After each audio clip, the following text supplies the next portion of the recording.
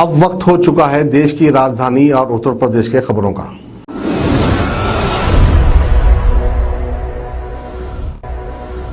आप सभी का स्वागत है सच न्यूज में। आइए जानते हैं उत्तर प्रदेश और देश की राजधानी से कुछ खास खबरें।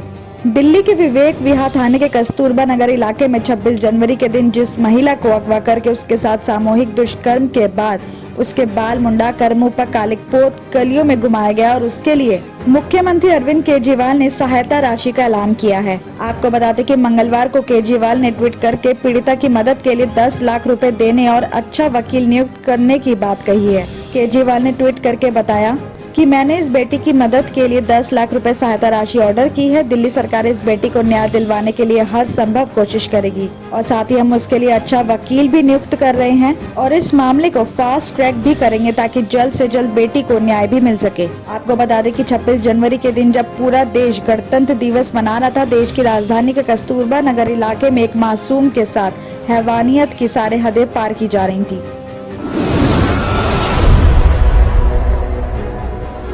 खबर आ रही कि बुधवार को उत्तर प्रदेश के मैदानी इलाकों में सुबह घना कोहरा छाया रहा और जिसके चलते ग्रेटर नोएडा के बादलपुर कोतवाली क्षेत्र के पेरिफेरल एक्सप्रेसवे पर कई वाहन भी आपस में टकरा गए और इस हादसे में कई लोग घायल होने की भी खबर आ रही है। इस घटना की खबर मिलते ही पुलिस मौके पर पहुंची और घायलों को हॉस्पिटल भी पहुंचाया गया और इसके बाद पुलिस ने रास्ते से गाड़ियों को हटाया और ट्रैफिक भी चालू करवाया। राजधानी दिल्ली में फरवरी के पहले दिन सुबह सड़कों पर कोहरे की चादर देखने को मिली और इस वजह से सुबह 10 बजे तक दिल्ली एनसीआर के कुछ इलाकों में कोहरा नजर आया और पाला में दृश्यता का स्तर भी 100 मीटर का दर्ज किया गया। वहीं पंजाब, हरियाणा और उत्तर प्रदेश के कई इलाकों में 50 मीटर से भी कम दृश्यता रही। आपको बता दें कि मौसम विभाग ने दिल्ली के लिए अगले 24 घंटे में सुबह घने कोहरा छाए रहने के साथ येलो अलर्ट जारी किया है। अलर्ट के तहत लोगों को मौसम विभाग से मिलने वाली जानकारी को लेकर सतर्क रहने की भी सलाह है। अधिकतम तापमान 21 और न्यूनतम तापमान 8 डिग्री सेल्सियस भी रिकॉर्ड किया जा सकता है और आने वाली 3 और 4 फरवरी को पश्चिमी विक्षोभ की सक्रियता की वजह से बारिश की भी संभावना जताई है, जिससे न्यूनतम तापमान 11 डिग्री सेल्सियस तक रह सकता है। साथ ही 3 तारीख को बारिश होने की वजह से हवा की गुणवत्ता में भी सुधार आ सकती है, ताकि इसके बाद हवा की सेहत फिर से बिगड़ेगी।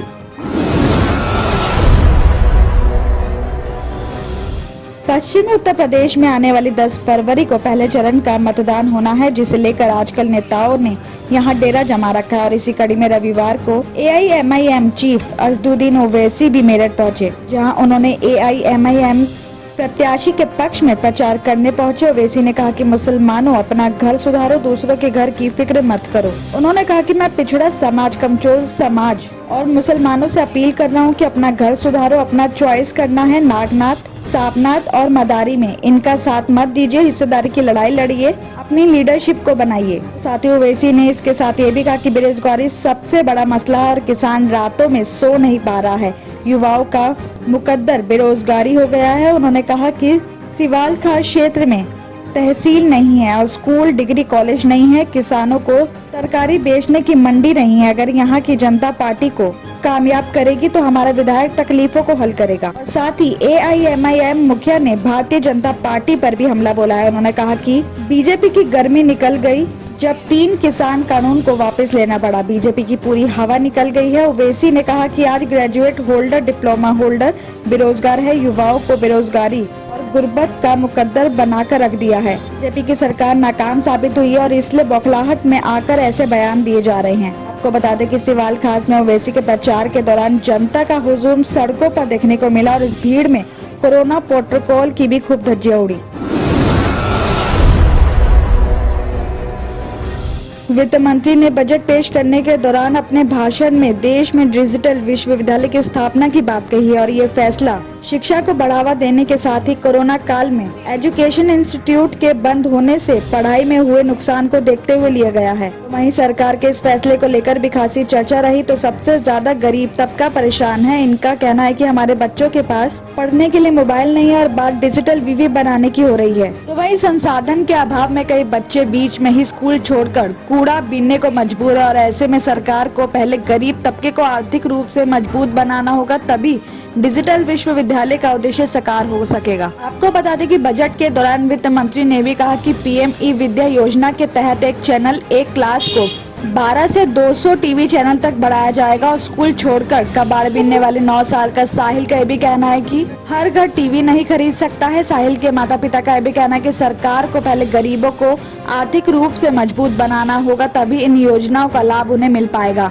साथ ही उन्होंने ये भी बताया कि साहिल का बड़ा भाई विजय भी कबाड़ बीनता है, लॉकडाउन के बाद से स्कूल नहीं गया है और हम अभी डिजिटल शिक्षा के लिए टीवी या मोबाइल खरीदने की सिचुएशन में नहीं है। वहीं 10 साल की पूजा का ये भी कहना है कि परिवार की आर्थिक सिचुएशन इतनी कमजोर है कि खाने के लिए 2 वक्त की रोटी तक नहीं है और ऐसे में पढ़ने के लिए मोबाइल या टीवी कैसे आएगा। पढ़ाई छोड़कर पेन बेच रही हूँ तो शिक्षा हासिल करना चाहती हूँ, इसलिए पेन का साथ नहीं छोड़ा है।